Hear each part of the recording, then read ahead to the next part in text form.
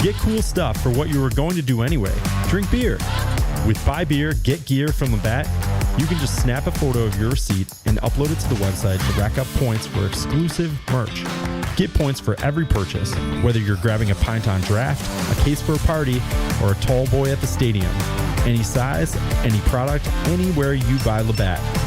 Buy beer, get gear. Sign up now at rewards.labattusa.com. Burdick Toyota pregame show.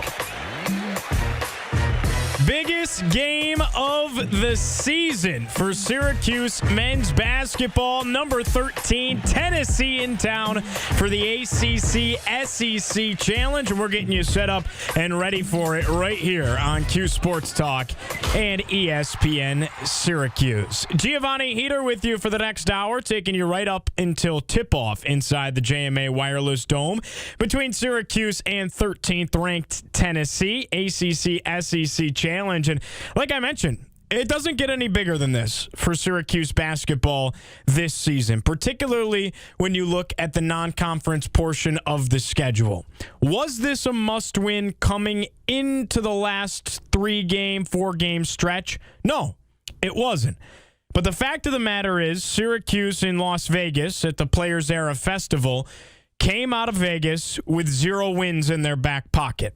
A valiant effort in the first game against third-ranked Houston, a game that went to overtime, a game where Syracuse left so much on the table with 17 missed free throws, 21 second-chance points on 17 Houston offensive rebounds, a game that you walked away from feeling like what could have been if Syracuse could have pulled it out, but they didn't.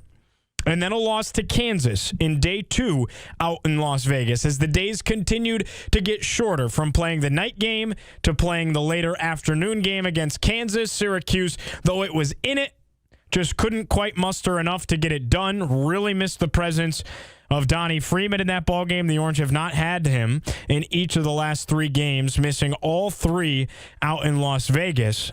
And then finally, a battle with Iowa State. You have to turn around, find out around 10 p.m. local time. That's Vegas West Coast time, Pacific time, that you're playing the next morning around 10 a.m., 1 o'clock out here on the East Coast.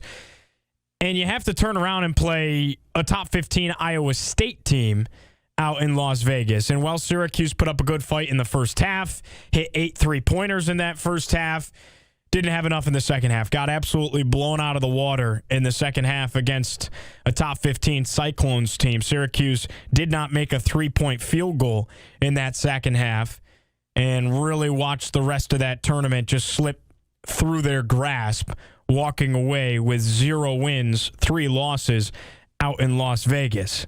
We talked about throughout last week, throughout the preseason, how big this 4 games and 8 days stretch was going to be for Syracuse men's basketball.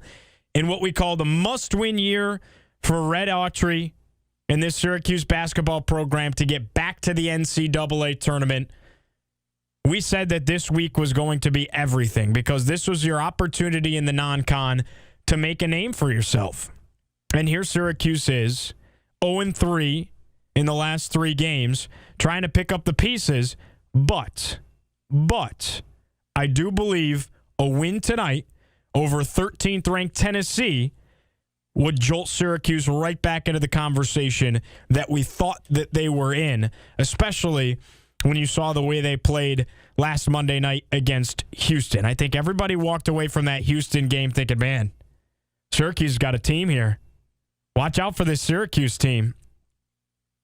If they can play like that, if they can replicate some of that, I think the Orange, one, will have a chance. And if they win tonight's game, they're right back in the mix for trying to snag a spot in the big dance and make it back to the NCAA tournament, breaking this dreaded 4-year NCAA tournament drought that Syracuse has withstood. Tall task tonight, no question about it. Tennessee's plain and simple one of the best teams in the country. They play in one of the best conferences, if not the best conference in college basketball. A battle of the oranges, if you will. They call themselves Big Orange. They like to use the orange emojis on social media. They say their shade of orange is better. Syracuse will certainly look to have rebuttal for that tonight inside the Dome. The task is certainly tall. Will Syracuse have what it takes to be up to that test?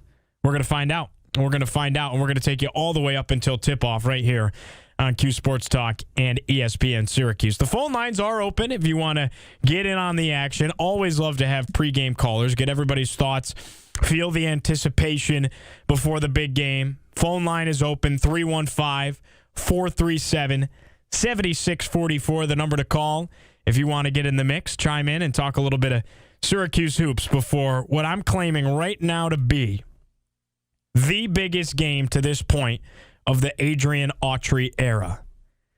The question has been begged in the chat amongst callers, is tonight's game a must-win for Syracuse? I say yes. Yes, tonight's game is a must-win for Syracuse men's basketball if it wants to make it to the NCAA tournament. And here's why. I understand the sentiment that it's early. I understand the sentiment that how could this be a must-win? It's December 2nd. You haven't even dipped your toes into conference play. You still have your second half of the non-con schedule to be played in front of you. I get all that. But this is Syracuse's last chance against a seriously quadrant one quality opponent in the non-con to make a name for itself. The last chance resides tonight, and you get them at home. You get them in the Dome. And despite the weather, despite the snowstorms, I'd like to think that Syracuse fans are going to show up for this one tonight because the magnitude of the game is at an all-time high. The pressure is on. Tonight's game is a must-win. And the biggest reason as to that, in my opinion, is because I do believe that the ACC has slipped up the last couple of weeks. Coming into this year, I really felt that the ACC was better than it had been in recent years prior. The narrative has been, the ACC's down. The ACC, once a proud conference, it doesn't hold a candle to that of the Big 12, to that of the SEC. And the numbers don't lie. Look how many teams, the Big 12, the SEC, even the Big East, and the Big 10 are getting into the NCAA tournament when you compare it to what you've gotten out of the ACC. So the conference has been down. And I thought it was having a return to form this year. I thought teams like NC State and Virginia were going to be back to what you're used to seeing them be. And I know it's been a while for NC State, but Virginia, it wasn't long ago that they were nearly running the conference.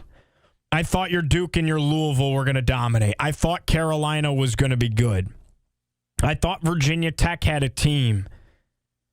I thought Miami, didn't know exactly what to expect, but I thought Miami, if they could put the pieces together with the money they spend, they could be good. I thought SMU was going to be pretty good. Right? There's a lot there that I thought there was to like about the ACC and to be optimistic about. But the reality is, it was a bad Thanksgiving for the conference. And it's been a weak non-conference for the conference when you compare what they've done against other power conference opponents. Hasn't been good. North Carolina gets manhandled by Michigan State the other night. Virginia, barn burner with Butler. Seton Hall upsets NC State. Virginia Tech, who's got a lottery pick at point guard in 6'9", Neokulis Avdalis, loses 2 in the Bahamas to St. Mary's and VCU.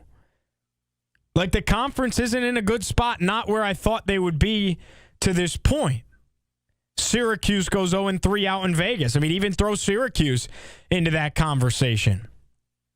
So now the pressure is really on because once you get into conference play, like, what can you hang your hat on for beating ACC teams that also are not boding well compared to the rest of the national landscape of college basketball and the other power conferences? What does it mean to beat a Virginia team come ACC play if that Virginia team didn't boast well in the non-con and the ACC is down as a whole? I thought the ACC was going to get 7, 8, 9 teams, but like 7 or 8, I felt like 7 or 8 was a real possibility for the league in the NCAA tournament.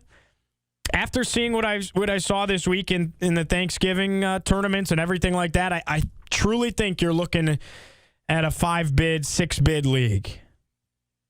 And that would be a bummer. That would be a disappointment compared to what you had thought coming in to this season. Duke's great. Louisville's great. Probably 2 national championship contenders. Thought Carolina was good. Then you see them really, really fudge it up against Michigan State. So what do you have in North Carolina? Those questions will continue to answer themselves, but I bring it back to tonight's game for Syracuse. It becomes must-win territory because it is your last chance to make a name for yourself. It's your last chance to really bolster your resume. It's your last chance, if you're Syracuse, to pick up a quality non-conference win. Because the rest of the way for the Orange, you go right back to playing subpar competition that doesn't jump off the page in any way. Biggest game left might be St. Joe's, perhaps. It doesn't stand out quite the same. Would have been nice to not play Iowa State, but that's not the reality. Unfortunately, Syracuse has either played elite competition, top 15 caliber competition, or very, very subpar ranking in the 200s and 300s in almost every metric competition. And that's where you're at if you're Syracuse. So tonight is the last chance. I'm not saying it's impossible to get into the tournament. Of course it is possible. You could go on this run and lose 2 ACC games. You could win the ACC tournament. There's paths. But if you're looking at a solid, even just a very good showing in the ACC, I don't know that a 6th place finish is going to be good enough with what this league is right now. And I don't think a 7th or an 8th place finish is good enough. I think 6 is kind of that separator, and I think there's going to be 5-6 teams from the ACC that get into the tournament, and you don't want to be that 6th team.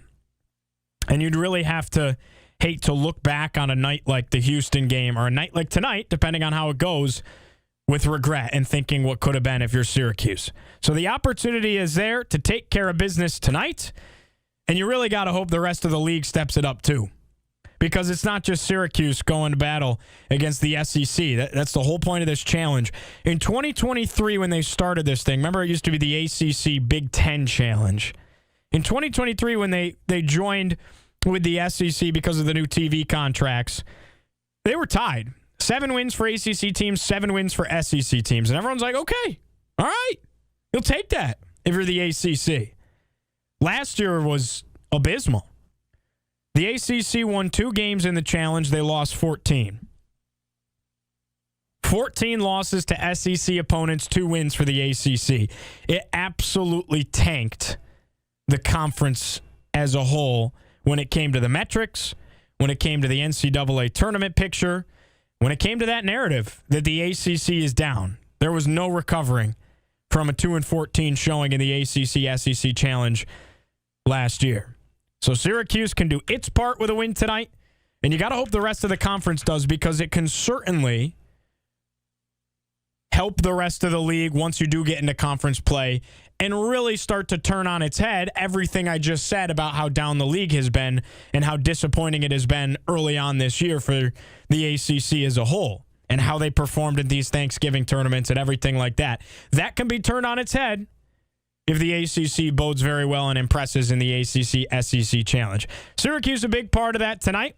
We will take a short break. When we return, plenty more to talk about. We're going to give a full scouting report on the opposition. 13th ranked Tennessee in town, the ACC-SEC Challenge from Jim Boeheim Court in the JMA Dome. Phone lines are open if you want to call in during the break. Get in on the action after the break. 315-437-7644.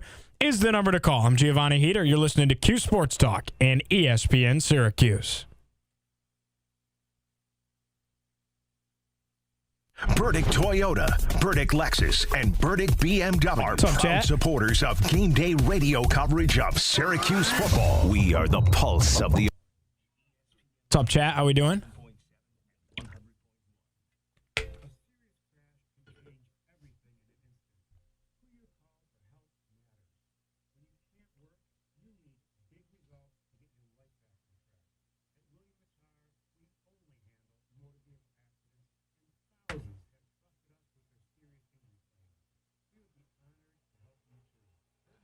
Appreciate you spatching the wheeze, as always, my man.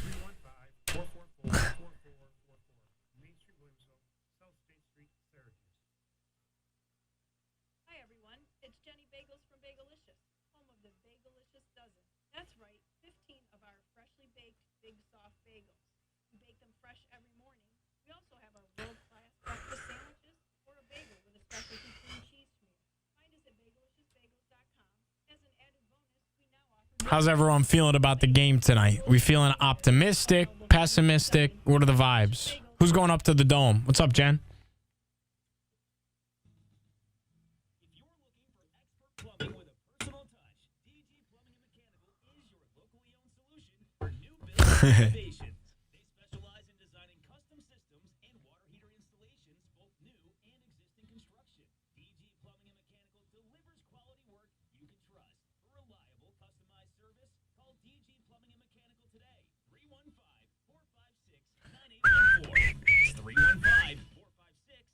Yeah, shout out to Jen, everybody. Everybody go support what Jen's got going on there with the Vera house.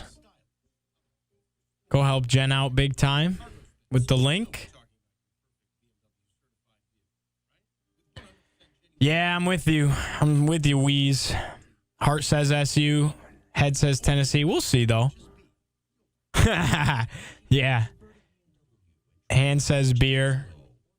Yep, sitting on the couch. Not a bad way to spend a Tuesday night watching some Cuse basketball. No question about it. 7 to 10 points in the end. Yeah. It stinks that there's a lot of pressure on this game. If they could have gotten one, took a lot of the pressure off. I'll go back to it all year. Their chance was that Houston game. I mean, 17 free throws. That's one of the more haunting games I think I've ever seen. And they did it without Donnie. No Donnie again tonight, for those that don't know, and we'll talk about it, but no Donnie. I'm sure everybody knows.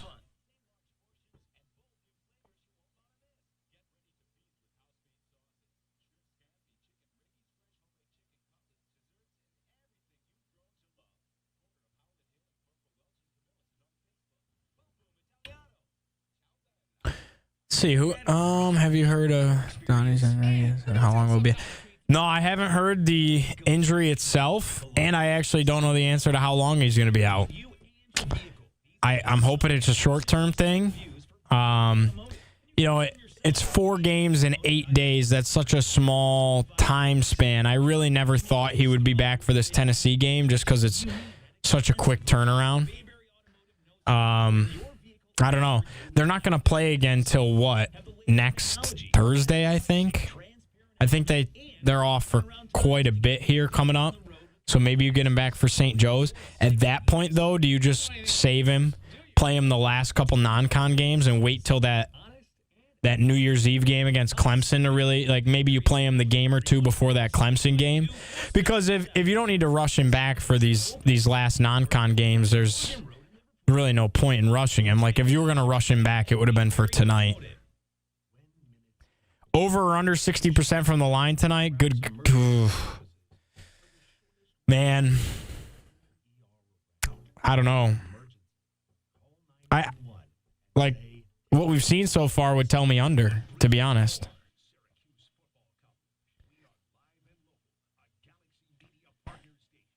Yeah, it's tough, Theo Cuse. You hope that's not the case. Coming back. Toyota pregame show. Taking you all the way up till tip-off here on QSportsTalk.com and ESPN Syracuse. Giovanni Heater with you in studio here as 13th-ranked Tennessee is in town to take on Syracuse in the ACC SEC Challenge. Looking forward to a fun one from inside the JMA Dome tonight. Plenty to unpack as we roll on here on a snowy Tuesday night. If you're making your trek up to the Dome, we hope you get up there safely to enjoy some Syracuse hoops. But it's time for our Ferone & Son Funeral Home, remembering the biggest play that happened today in Syracuse basketball history. This day in SU memories brought to you, of course, by Ferone & Son Funeral Home. Celebrate your loved one with help from Ferone & Son Funeral Home, or plan ahead with your pre-arrangement today. Visit them at 1500 Park Street in Syracuse or at FeroneandSonInc.com. So today in Syracuse basketball history, we got to take you way back. Scoop Jardine, all the way back in 2011, December 2nd, 2011, helps lead 4th-ranked Syracuse past 10th-ranked Florida. Top 10 battle inside the Dome. That's ACC, SEC, even though back then that was, of course, Big East and SEC. 72-68, the final score. Syracuse took down Florida, and that's exactly what they called it back then, the Big East SEC Challenge. Back at the Carrier Dome, we could say Carrier Dome. We're talking about a game from 2011. Scoop Jardine had a clutch performance down the stretch for the Orange. Really ended up having a nice showing. The Orange came away with the win. Jardine filled up the stat sheet, had 16 points, 7 assists, 4 rebounds, 4 steals.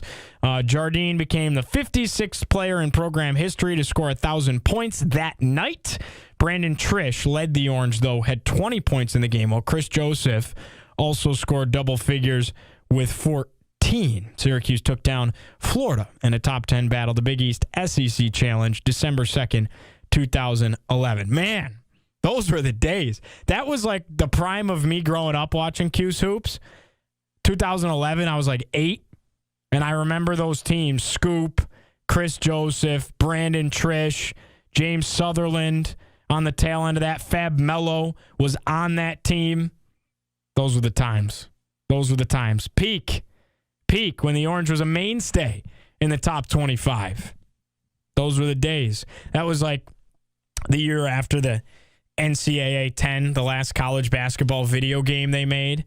That was right after that. Love that. Love those days. So that's your Ferone & Son Funeral Home flashback for Syracuse basketball. Now it's time for our scouting report on the Volunteers. 13th ranked Tennessee. The scouting report built by IKEA. Everything you need from IKEA is now at Destiny USA. Go check it out and dream the possibilities at your new IKEA right here in Syracuse. Tennessee Volunteers, 13th in the country. They are 7-1 on the year, led by Rick Barnes, the head coach in his 11th season at the helm. Tennessee, Alabama, and Houston are the only schools to make the last 3 Sweet 16s.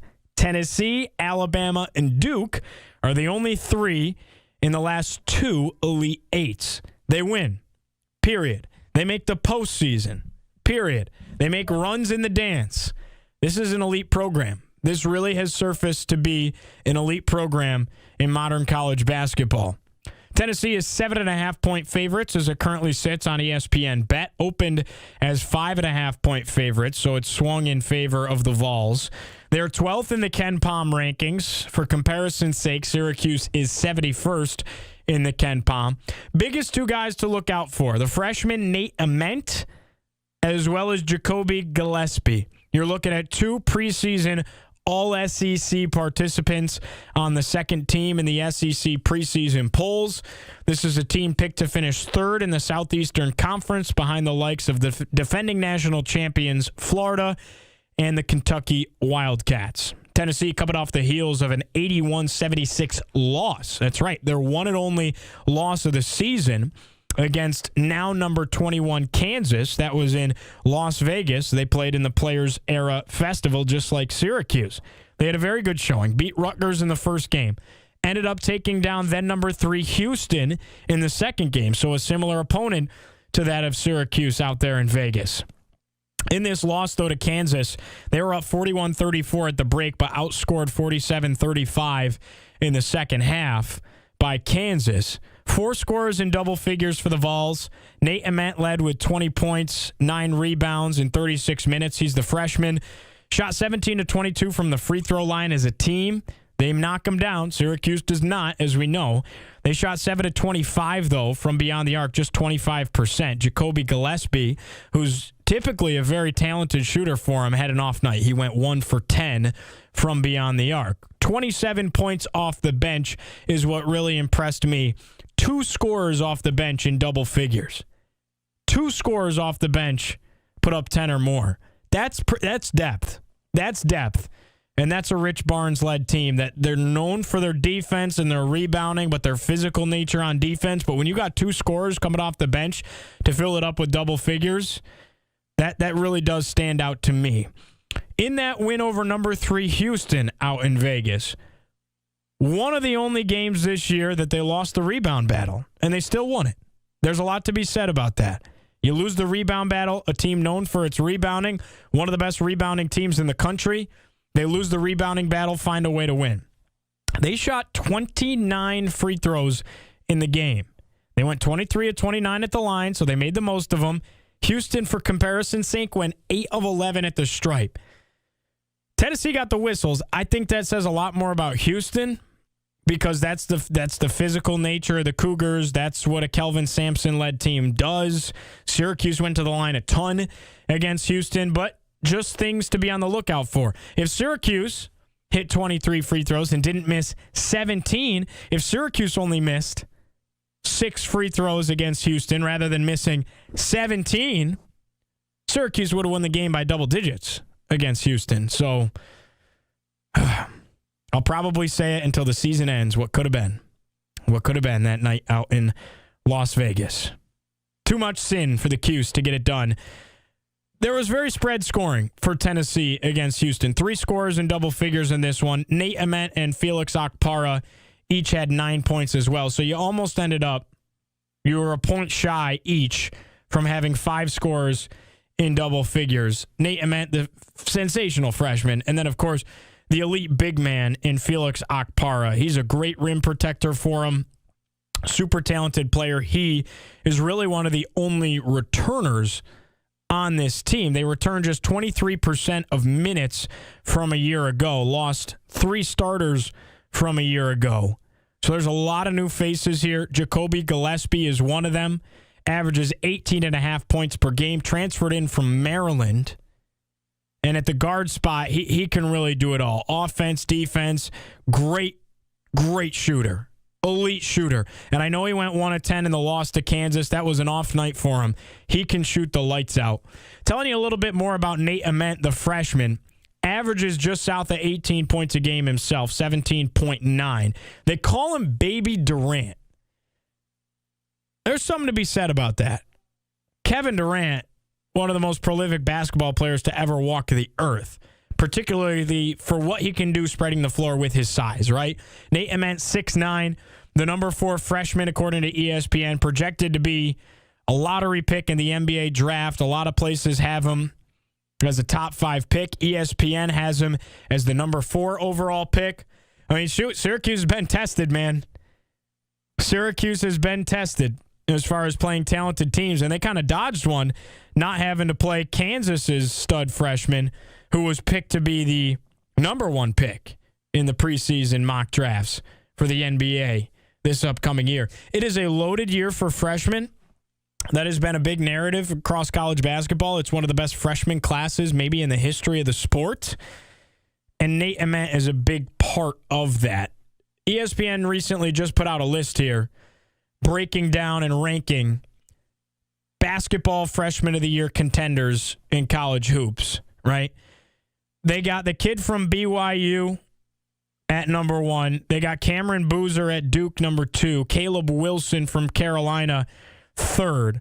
Mikal Brown Jr., the point guard at Louisville, 4th. So how about that? In the top 4, you got 3 ACC guys from 3 different teams. Koei Pete from Arizona, 5th. Kingston Flemings, who Syracuse played, the point guard from Houston, at 6th. They got Neoklis Avdalis, Virginia Tech. Go Hokies. They got him at 7th. Then they got Nate Ament. He's the small forward for Tennessee. They have him at 8th. This list came out 2 weeks ago, so it very well could have shifted a bit, but they have Ament at 8th. I wouldn't be shocked if they even have him move up because he's played really well against better competition once they went out to Vegas.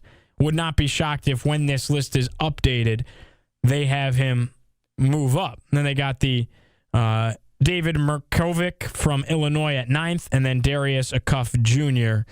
And Malik Thomas, two guys kind of tied at 10th, both play for Arkansas. So, elite talent on the other side. Young talent, but elite talent on the other side for the Volunteers, particularly with Baby Durant, they call him, the 6'9", 18 points per game producing Nate Ament. Syracuse no stranger to Tennessee here. Last year, these two teams squared off. They squared off each of the last handful of years. Tennessee's won each of the last 4.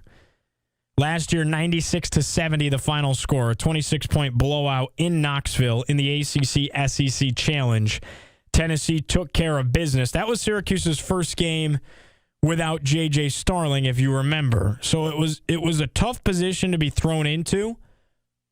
Nevertheless, Tennessee easily took care of business against Syracuse last year when these two teams squared off. I do think this is a much better Syracuse team, a much better Syracuse roster, though, with that being said. We are pressed up against a break. When we return, plenty more to unpack on Syracuse and number 13 Tennessee. Coming up at the top of the hour in the Dome, 315-437-7644 is the number to call if you want to get in on the action. You're listening to Cuse Sports Talk and ESPN Syracuse. Did you miss Drive Time with Tim Leonard? Well, here's what you missed. It seems like he wants his defense to have an identity of being aggressive, a blitz-heavy defense. I think one question that comes out of this is, will we see the Orange in a 4-2-5 scheme next year? Will we see a defensive coordinator come in that brings in a different scheme? You want to be aggressive. You want to be tough. You want to be physical. You want to be violent. Drive Time with Tim Leonard, 5 to 6 on ESPN Syracuse. When it comes to buying the right CBD product, there's a lot that's left to wonder. Is it safe? Will it work? I'm wondering a lot. The bud tenders at Leafy Wonders can help. I wonder how they do it. We're a licensed New York State dispensary, and we can take the wonder out of choosing the right product. We handpick the best quality, products that are safe. With Leafy Wonders, I could wonder about other things. Experience the wonders. Just off 481 on South 1st Street in Fulton. Online at leafywonders.com. Your Mercedes isn't just a car. It's a statement of precision, power, and pure style. At Upstate Imports, our certified technicians specialize in Mercedes-Benz service and repair, from routine maintenance to complex diagnostics, using genuine parts and the same equipment that dealers use, just without the dealer price tag. Keep your Mercedes running beautifully right here locally at one of our 2 locations in Syracuse and Baldwinsville. Book your appointment today at upstateimports.com. Hiring now. The William George Agency for Children's YouTube Services is hiring today. Located in Freeville, New York, the William George Agency helps brighten future prospects. My bad. Sorry about the ads, guys. My bad. Pauly move right there. Pauly move. Nothing in the YouTube. Nobody popping off in the YouTube.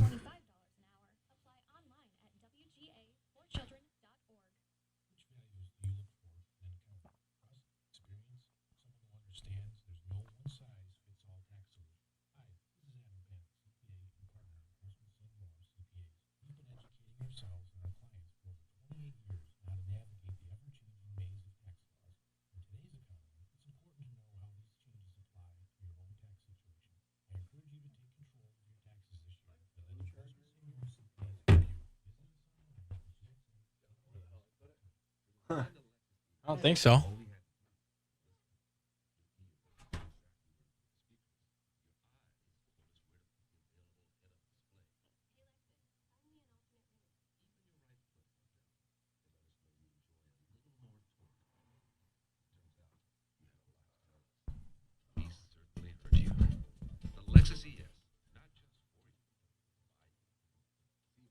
Paulie's upset. He's not okay with the performance on the court.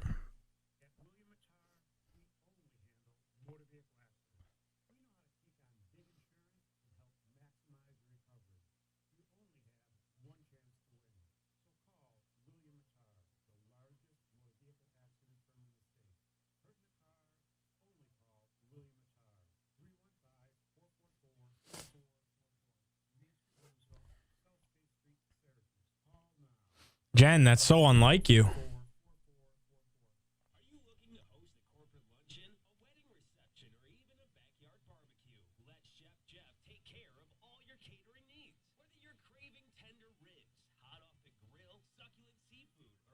136 shows? That's insane.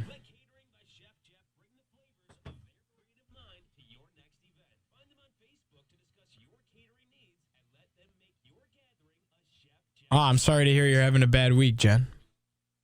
Hopefully we can give you a little bit of an escape. Talk some Cuse sports.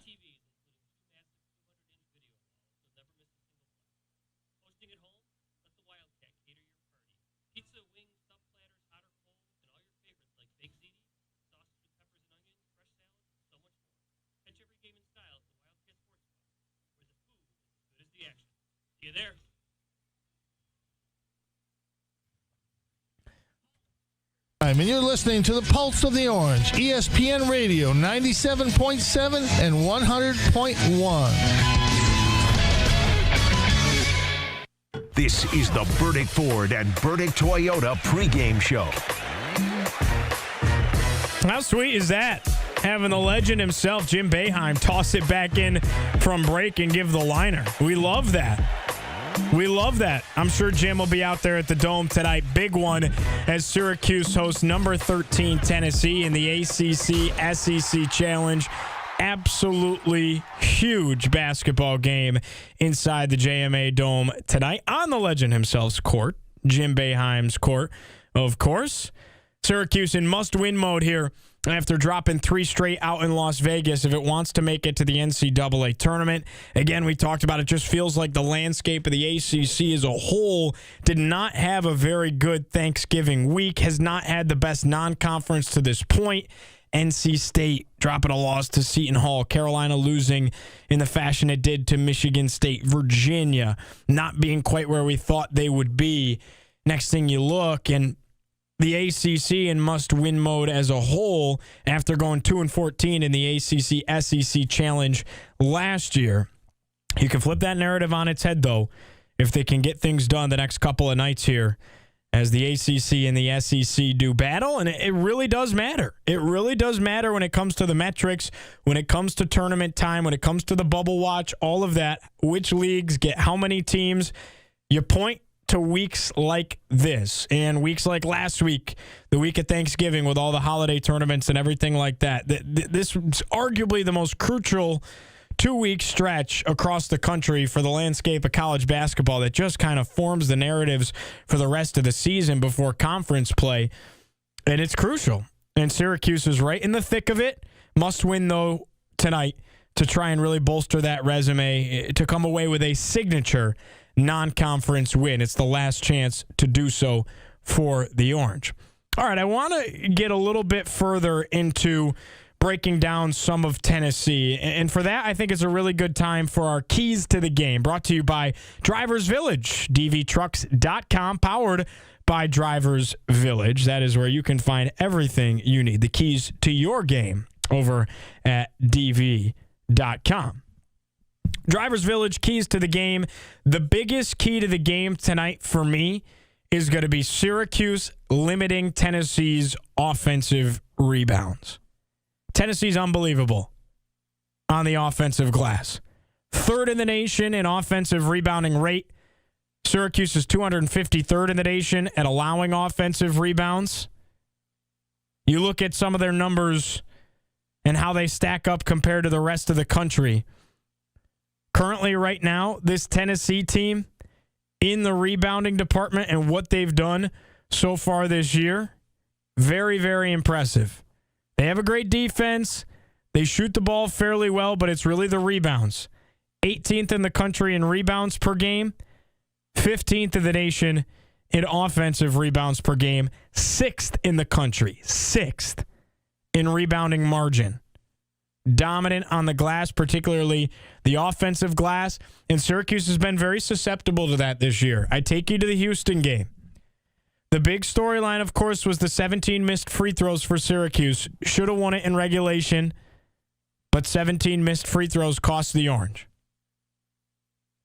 But the other big piece to that, I truly felt, was 21 second chance points for the Cougars on 17 offensive rebounds. If Syracuse lets Tennessee rebound the basketball like that tonight on the offensive glass, they're going to be in big trouble. So I think the offensive rebounding category is the biggest key to the game tonight. Syracuse has to find a way to limit Tennessee's offensive rebounds. And to bleed it into our Krause Hospital injury report, as always, brought to you by none other than the good folks at Krause Hospital. Say, take me to Krause. They're without Donnie Freeman. Donnie Freeman's probably the best player on this basketball team. Donnie Freeman is certainly the most vocal leader on this basketball team. Donnie Freeman's probably the best rebounder on this basketball team outside of maybe William Kyle, the center. No Donnie against one of the best rebounding teams in the country and arguably the best offensive rebounding team in the country when it just goes to how much their offensive rebounds impact the game. That's a tall order, a really tall order, and it does frighten me about Syracuse's chances to win this game. Now, they're not double-digit underdogs. They opened as 5.5-point underdogs. That's all without Donnie. So Vegas doesn't see a blowout here. So that certainly doesn't make me feel like the Orange are going to get blown out of the water. But I do worry about the offensive rebounds. Syracuse has to limit Tennessee's chances on the offensive glass at second chance points. So that is probably my biggest key to the game. Furthermore, keys to the game, I think Syracuse has got to hit some threes. And it can't be as streaky as it was against Iowa State. You can't load it up with 8 of them in the first half just to stay afloat and trail by a point at the break and then miss every single three-pointer in the second half and get blown out, right? You also can't have a situation like against Kansas where you can't buy a three-pointer and every three-pointer's missed and you're struggling from beyond the arc, and it's just like nothing's dropping. You can't have that either. I'm not saying they have to shoot the lights out. I'm just saying they need to shoot well from beyond the arc if they want to win this game. I think it's going to be crucial. I think they've done a really nice job of actually getting looks. They're getting looks, but they're not hitting them. Betsy's been their best three-point shooter. He's streaky. JJ can't hit them. Nate Kings was brought here to shoot the three. He's been terrific at just about everything else but hitting it from beyond the arc. Kyan's shot selection from beyond the arc is puzzling at times. He hits them now and then, but I just think as a team, Nate George hits them now and then. As a team, they just got to hit some threes tonight if they want to win this game against 13th ranked Tennessee. So the offensive glass, hit some threes, and it's going to be cliche. But my final key to the game, and you can wipe the others away if they can't do this, you got to hit some free throws. It's got to be better. You have to perform better at the stripe. They were a little better against Iowa State. They were pretty meh against Kansas. And they were hot garbage from the free throw line against Houston, which cost them because they missed 17 free throws in the game. So if Syracuse wants a chance tonight against the 13th ranked team in the country, you just can't leave opportunities at the line. You can't leave points at the line. And I think that that's going to be a big part of it tonight. I'm not saying William Kyle has to bury him. I'm not asking that. Donnie's actually, weirdly enough, probably their best free throw shooter. He went 12 of 14 in that last game against Monmouth before getting hurt.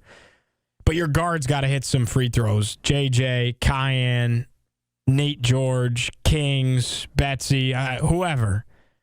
Got to hit some free throws if you're Syracuse tonight. So the offensive rebounds, got to limit those for Tennessee. Got to hit some threes. Got to hit the freebies. Tennessee will not send you to the line a ton. Like, they didn't send Houston to the line very much, 11 free throws. So when you do get there, even furthermore important to make the most of the chances. With that, we'll take a break. Feel free to call in on the other end. One last segment here before we send you to the Dome for tip-off between 13th-ranked Tennessee and Syracuse in the ACC SEC Challenge. 315-437-7644, the number to call if you want to get in on the action. You're listening to Cuse Sports Talk and ESPN Syracuse. This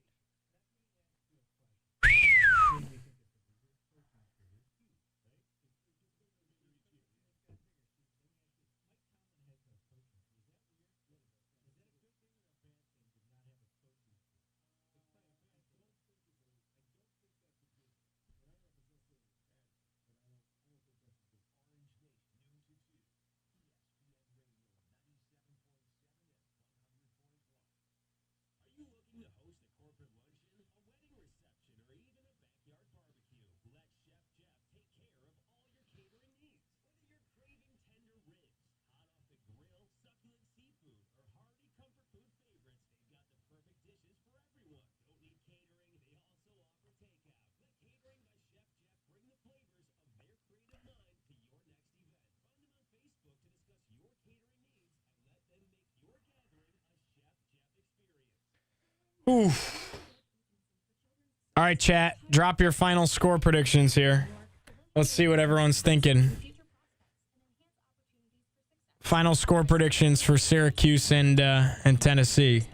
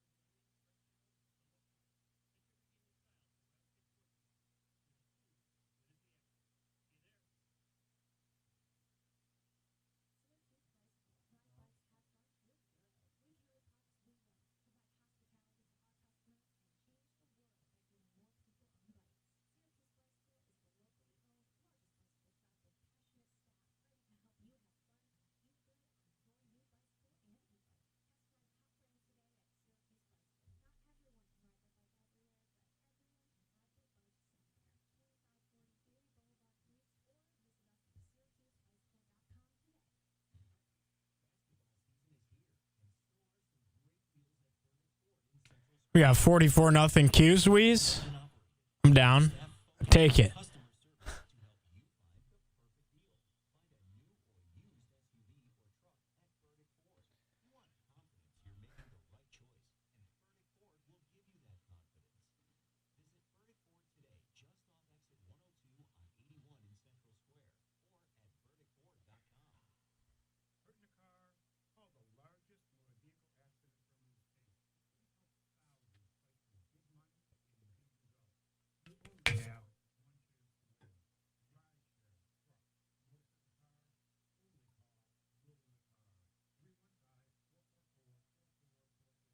That's fair, Syracuse. Hopefully they can instill a little bit more faith tonight. We'll see.